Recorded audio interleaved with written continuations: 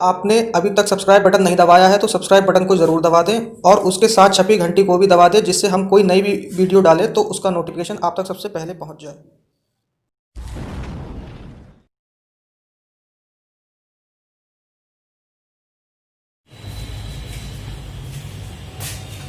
Hello students, unique competition class में आपका स्वागत है।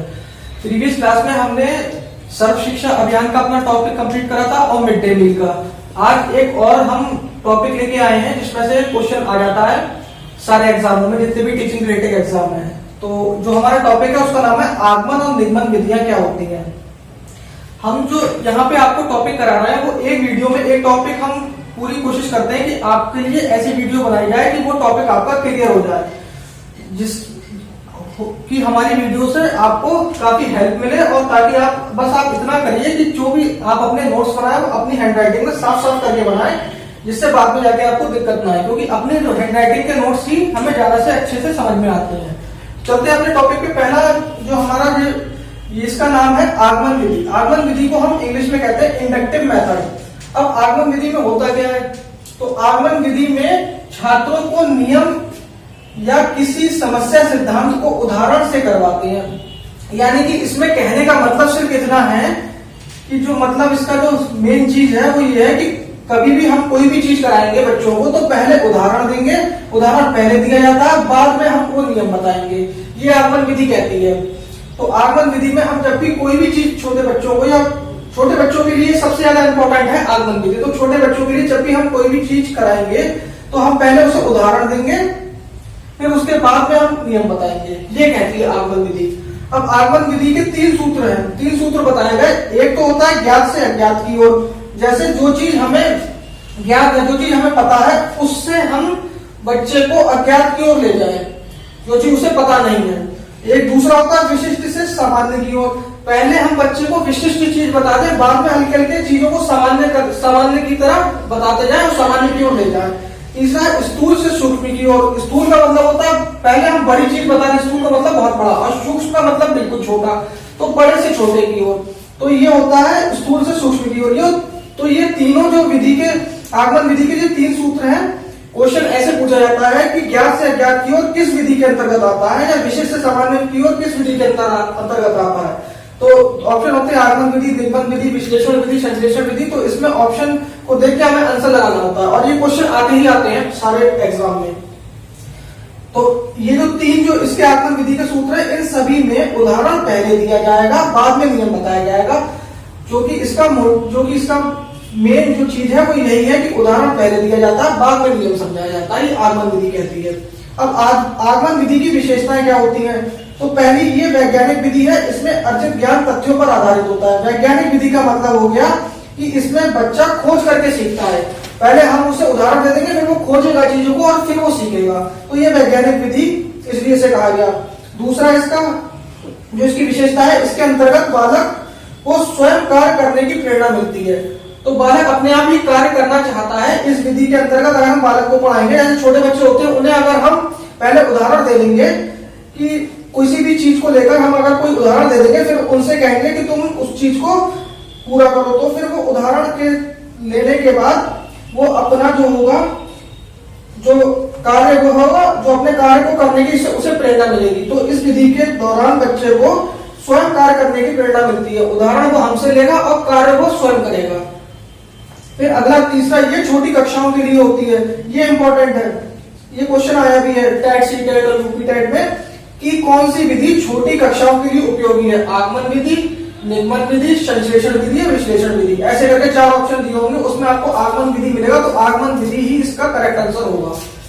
फिर इसमें कुछ जब विशेषताएं थी तो कुछ दोष भी थे। इसके दोष क्या थे, इसमें कमियां क्या थी, इसमें समय ज्यादा लगता था, क्योंकि पहले हम जो थे, जो छोटे बच्चों को जब हम पढ़ाते हैं तो हम पहले बच्चों को क्या देते हैं, उदाहरण देते हैं, फिर नियम बताते हैं, तो चीजें लंबी होती जाती है, समय ज्यादा लगने लगता है, फिर पाठ्यक्रम पूरा भी नहीं हो पाता था, और ज्ञान जो था, जो अधिगम या ज्ञान जो था वो धीमा होता था। तो ये इसके दोष थे।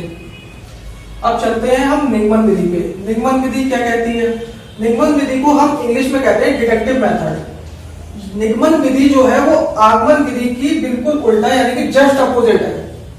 आगमन विधि में क्या था, आगमन विधि में हम उदाहरण पहले देते थे, बाद में हम नियम बताते थे। अब निगमन विधि में क्या है, इसमें हम छात्रों को पहले नियम बता देते हैं, बाद में उदाहरण देते हैं। जैसे हम ये विधि ज्यादातर बड़े बच्चों के लिए जो उनके क्लास होते हैं उनमें यूज होती है। जैसे हम मान लीजिए कोई एक मैथ में a+b का होल स्क्वायर का फॉर्मूला बता देंगे, पहले हमने इसका नियम बता दिया कि इसका नियम होता है a² + b² + 2ab। अब बच्चों को इससे रिलेटेड हमने सवाल दे दिए, इससे रिलेटेड जितने भी सवाल होंगे बच्चों से कह दी कि जहां जहां पे ये फॉर्मूला लगाओगे तुम्हारा आंसर आ जाएगा। तो इससे रिलेटेड उन्होंने कई सारे सवाल अपने सॉल्व कर लिए।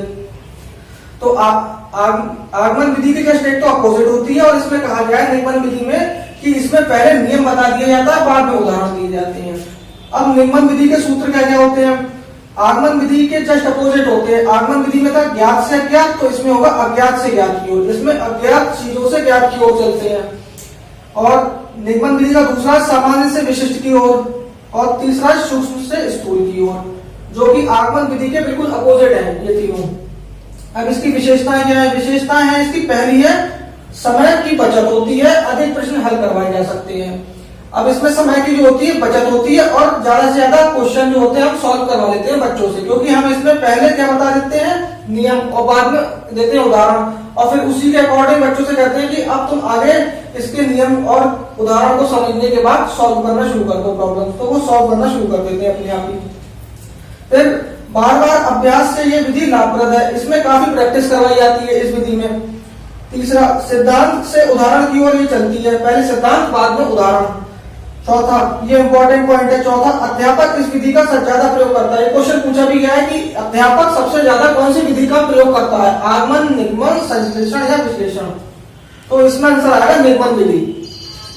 अब इसकी विशेषताएं के बाद इसके कुछ दोष भी थे। दोष यह था कि इसमें रटने की प्रवृत्ति विकसित हो रही थी। अब बच्चे को बार बार हम कह रहे थे कि अभ्यास करो तो ये तुम्हारे लिए लाभ देगी ये विधि, तो बच्चा बार बार उसका अभ्यास करता था और चीजों को रटता था, तो इससे रटने की प्रवृत्ति बच्चों में विकसित होने लगी। तो ये इसका एक दोष है। और रटना या बच्चों को रटाना एक तरीके से शिक्षा में बिल्कुल मना है, बिल्कुल मना कर दिया गया है। यही बात आरटीई में भी बताई गई है। फिर इसमें दूसरा अपूर्ण ज्ञान, बच्चे को अपूर्ण ज्ञान रह जाता था, वो चीजों को रटता था तो समझता था नहीं, तो बच्चे में अपूर्ण ज्ञान रह जाता था, ये इसका दोष था। तीसरा, वैज्ञानिक दृष्टिकोण उत्पन्न नहीं हो पाता था। इसमें बच्चे का वैज्ञानिक दृष्टिकोण जो था वो उत्पन्न नहीं हो पाता था, क्योंकि बच्चा रटता था, और अपूर्ण ज्ञान जब उसे मिलेगा तो उसका वैज्ञानिक दृष्टिकोण, वो कुछ चीजों को खोजेगा नहीं, तो वो वैज्ञानिक दृष्टिकोण उत्पन्न नहीं हो पाता था। अब दो हमारी विधि और हैं जो इम्पोर्टेंट है, एक है हमारी विश्लेषण विधि और एक है हमारी संश्लेषण विधि। तो विश्लेषण विधि में, विश्लेषण विधि होती क्या है और क्या बात है, विश्लेषण विधि में क्या बात बताई गई है। तो विश्लेषण विधि में किसी समस्या को तह तक पहुंचना, किसी समस्या की हम तह तक पहुंचे और इससे अज्ञात का रहस्य खोजते खोजते ज्ञात की ओर पहुंच जाते हैं। यानी कि कहने का मतलब यह है कि विश्लेषण विधि जो होती है हमारी, वो अज्ञात से ज्ञात की ओर चलती है।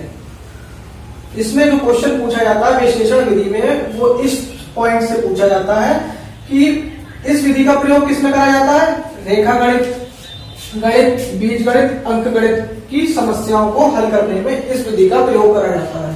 ये क्वेश्चन पूछा भी गया है कि रेखा गणित की समस्या को हल करने में कौन सी विधि सहायक है या उपयोगी है, तो वो है विश्लेषण विधि।